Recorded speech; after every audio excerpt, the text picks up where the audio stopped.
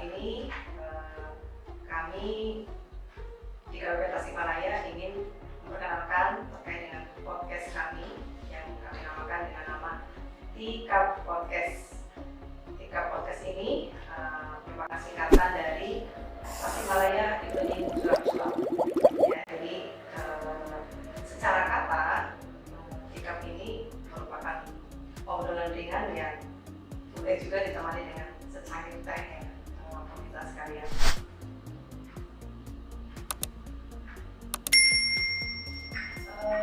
Wadah podcast ini kami harap bukan hanya menjadi ajang sekedar cuap-cuap saja, tetapi diharapkan ini menjadi sarana kami untuk bisa mengkomunikasikan terkait dengan kegiatan kami kepada pemirsa semuanya. Dan podcast kami ini kami siarkan dari studio sederhana kami yang kami namakan dengan Studio Asik 025. Dan ini pun ada singkatannya pemirsa. Studio Asik ini adalah Studio Aneka Informasi Kekinian dari KPPN 025, di mana 025 merupakan kode KPPN Tasikmalaya. Dan sengaja kami pilihkan sore hari perbincangan kami ini, di mana kami melihat di sore hari volume kerja kami sudah berkurang, sehingga perbincangan dengan ini diharapkan tidak mengganggu layanan kami. Berpanjang kata, kami akan mencoba menyampaikan podcast perdana, dan untuk kami memudahkan menyapa pemirsa semuanya, mohon izin kami menyapa Bapak Ibu rekan-rekan semuanya dengan sebutan Sobat Asik ya. Pada kesempatan ini, alhamdulillah telah hadir bersama kami Bapak Kepala KPP Tasikmalaya, Bapak Yusuf Krisna. Assalamualaikum Bapak, selamat sore. Waalaikumsalam warahmatullahi wabarakatuh. Selamat sore Bu Aminah. Selamat sore juga para sobat asik dimanapun berada ya. Salam sehat selalu buat kita semua. Alhamdulillah, selamat datang ya Pak ya di Studio Asik 025. Terima kasih Bu Aminah. Dan pada kesempatan sore hari ini kita akan berbincang mengenai pembiayaan ultramikro atau yang lebih dikenal dengan UMI ya Pak ya. Kalau kita lihat kan belakangan ini hampir semua instansi didorong ya Pak untuk memberikan dukungan terhadap pemberdayaan UMKM. Dan ternyata saya dengar di Dijen Perdagangan sendiri sudah terlibat terkait dengan pengelolaan pembiayaan ultramikro yang ini ditujukan kepada UMKM ultramikro sejak tahun 2017. Namun ternyata saya sendiri nih Pak mungkin masih perlu diberikan pencerahan lagi tentang apa itu UMI, dan juga mudah-mudahan ini juga bisa bermanfaat untuk sobat asik semuanya. Jadi dari sebagai awal kita ingin tahu nih Pak, pembiayaan ultramikro itu seperti apa? Baik, Mbak Mina dan teman-teman sobat asik ya, bahwa UMI itu merupakan program pembiayaan ya, yang ditujukan kepada pengusaha kecil atau ultramikro ya, di mana ini ultramikro ini belum tersentuh ya oleh perbankan ya, ataupun pembiayaan lain seperti kredit usaha rakyat ya. Jadi ini memang ditujukan untuk kepada pengusaha kecil atau ultramikro yang tujuannya memperluas atau memperbanyak pengusaha kecil yang bisa dibiayai oleh pemerintah ya, seperti itu. Begitu ya Pak. Iya. Berarti kalau kita lihat tadi ya Pak, pembiayaan UMI ini pendanaannya ini dari mana Pak? Apakah dari perbankan atau gimana? Baik, kalau UMI sendiri itu pembiayaannya adalah dikelola ya, oleh Badan Pembiayaan Umum yang disebut Pusat Investasi Pemerintah atau PIP ya. Itu merupakan satu institusi yang langsung bertanggung jawab kepada Menteri Keuangan ya. Di mana untuk penyalurannya sendiri tidak langsung PIP ke ultramikro ya, tapi ini melalui lembaga-lembaga non bank ya, atau LKBB gitu. Nanti ada beberapa LKBB ya, diantaranya ada yang merupakan institusi lembaga keuangan seperti Pegadaian ya, dan ada PNM atau Permodalan madani ya, nasional madani, dan ada juga itu yang bukan melalui institusi keuangan gitu. Mungkin seperti itu ya. Wah, ini berarti menarik sekali ya, ada istilah LKBP atau Lembaga Keuangan Bukan Bank. Dan tadi Bapak sudah jelaskan LKBP ini seperti Pegadaian, PNM ya, Pemodalan Nasional Mandiri, dan juga ada PT Bahasa Ventura ya Pak ya? Betul, PT Harta Tanah. Oh iya, itu berarti sangat memudahkan ya Pak ya untuk bisa dijangkau oleh masyarakat luas Pak ya? Karena berarti kan BUPIP tidak turun sendiri ke daerah gitu ya, tetapi penyaluran ke daerahnya dibantu dengan lembaga-lembaga tadi gitu ya Pak ya? Betul, betul. Ini dengan tujuan agar pemberian ini lebih luas lagi, bisa menjangkau masyarakat kecil di daerah. Nah terus gini Pak, kalau tadi kan kita di sisi perbankan, kita kan juga lihat ya bahwa pemerintah juga concern dengan pembiayaan yang mendukung UMKM. Di antaranya adanya kredit program dengan subsidi bunga dari pemerintah yang namanya KUR, Kredit Usaha Rakyat. Nah di sini KUR ini juga ada pembiayaan yang sifatnya untuk skema KUR mikro. Lalu apa nih bedanya antara KUR mikro yang untuk pembiayaan UMKM mikro dengan pembiayaan untuk mikro yang UMI? Jadi begini Bu Aminah ya, dan sobat asik semua. Kalau KUR sendiri itu sumber dananya merupakan dana dari bank sendiri, dari bank penyalur ya. Nah di situ pemerintah hanya berperan memberikan subsidi bunga. Seperti misalkan bunga pasar 12% ya, dari banknya sendiri memberikan bunga ketentuannya untuk tahun ini 6% ya.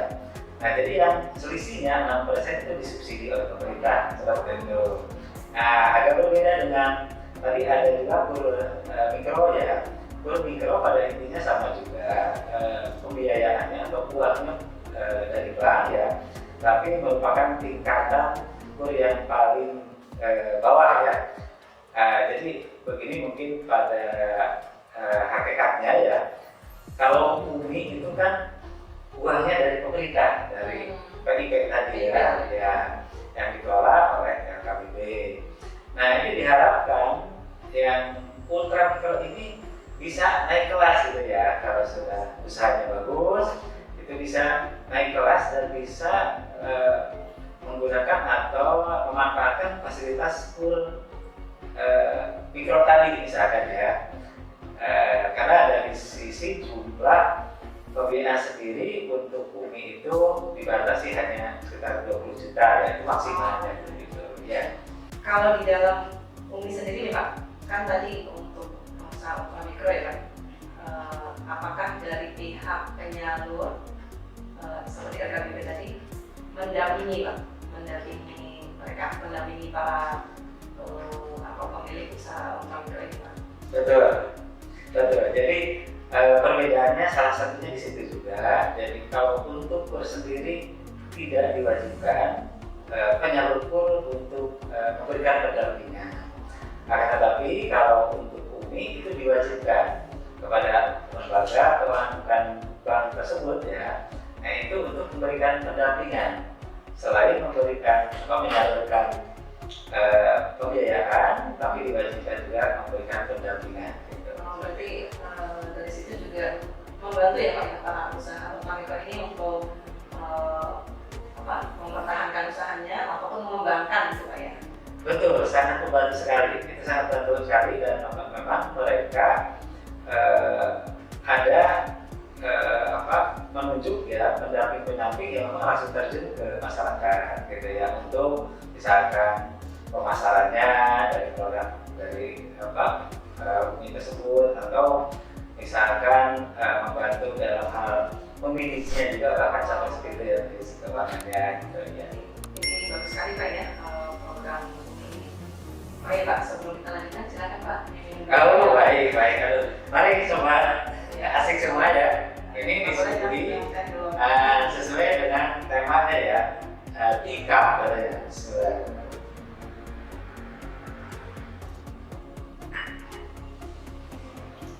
Ini enak sekali ya Bu Aminah, kalau kita bincang-bincang dengan ditemani atau dengan teh manis ini. Terima kasih sekali. Tiga ya.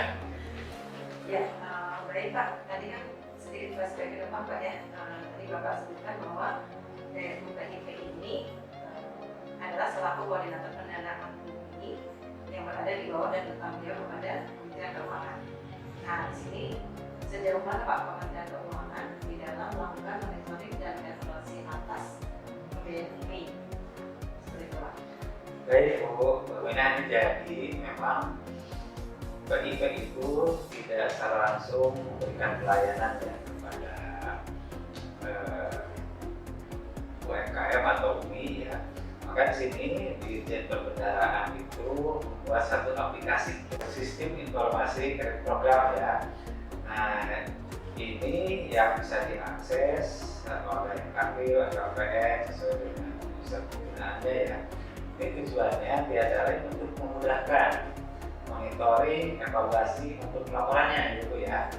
Nah, jadi penyalur itu nanti mengusahakan data-data dari penyalurannya itu sehingga bisa dikasih juga gitu Bu ya. Nanti ini menarik nih Pak. Jadi dalam hal ini KPPN turut terlibat Pak ya dalam proses monitoring dan evaluasinya. Betul sekali Bu. Jadi kami dari Kementerian Perbendaharaan maupun KPPN ini dilibatkan langsung dalam pelaksanaan dari monitoring dan evaluasinya. Dengan adanya kantor daerah, kita bisa lebih menjangkau ke daerah di seluruh Nusantara ya. Nah, fungsi Monep ini tujuannya untuk apa nih Pak sebenarnya Pak? Monep kepada debitur UMI-nya ini? Ya tadi kita untuk mengevaluasi ya sampai sejauh mana kegunaannya atau dampaknya dari penyaluran pembiayaan UMI ini kepada pengusaha-pengusaha kecil tadi ya. Dan juga kalau ada kendala-kendala dari para debitur tersebut ya, itu kan kita bisa melihat secara langsung ya. Sehingga ini pelaksanaan Monep itu kami lakukan langsung kepada debitur ya. Nah ini sehingga diharapkan si debitur jangan takut gitu ya kalau ada petugas dari KPPN melakukan Monep. Nah itu karena ini akan membantu mereka seperti itu Bu ya. Oh iya, saya kadang-kadang di lapangan ketika didatangi mungkin mereka rasa khawatir gitu Pak ya. Betul Bu, itu dari pengalaman kami pernah petugas atau pegawai kami datang itu mereka tidak mau temui gitu. Dikiranya itu dari dari RSM gitu ya. Padahal kami itu memang ingin betul-betul melihat bagaimana pelaksanaannya ya, penyaluran UMI ini dan juga melihat dampaknya, dampak positifnya buat mereka gitu ya. Jadi perlu nih ya diketahui oleh sobat asli semuanya bahwa Monep yang dilakukan oleh kantor layanan pembiayaan negara ya KPPN di bawah Dirjen Perbendaharaan ini tujuannya adalah untuk kebaikan perkembangan debitur itu sendiri Pak ya. Betul sekali betul. Di aplikasi SKP tadi kan penyalur menyampaikan data-data secara global di situ. Berarti di situ bisa melihat ya Pak ya. Seperti misalnya di wilayah KPPN Tasikmalaya ada berapa jumlah debitur ini misalnya di tahun ini Pak kebutuhan atau bisa juga di tahun kemarin Pak mungkin Bapak ada gambarannya. Oh baik ya. Betul sekali, jadi di SIKP itu memuat data-data berapa jumlah debitur, berapa jumlah uang yang disalurkan oleh UMI ya di setiap daerah ya. Ini saya contohkan misalkan untuk wilayah Kabupaten Tasikmalaya yang wilayahnya mencakup ada di Kabupaten dan Kota Tasikmalaya, Kabupaten Ciamis, Kota Banjar maupun Kabupaten Pangandaran.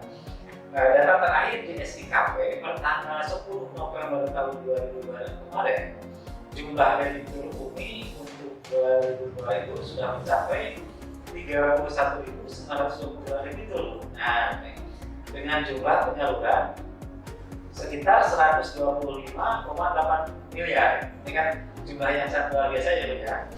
Nah, tadi itu ya jumlah yang tersebar di 5 kabupaten kota gitu ya. Nah, sementara di tahun 2021 jumlah UMI di wilayah KPN Tasikmalaya sebanyak 42.900 2.724 begitu.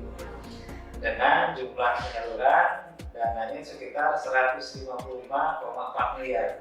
Nah ini yang cukup signifikan ya jumlahnya ya begitu. Ya, berarti ternyata banyak banget Pak ya, ini jumlah begitu baru satu KPPN saja gitu ya. Betul. Apalagi kalau KPPN seluruh Indonesia. Nah, Betul.